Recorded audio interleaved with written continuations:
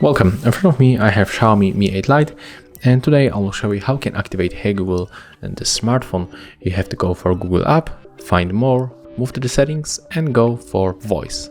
Right now tap on the voice match, and when you are here you got the Hey Google option, so you have to tap on the switcher.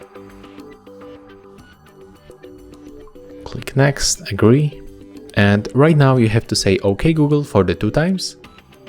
OK Google. Hey Google, and the last one, Hey Google.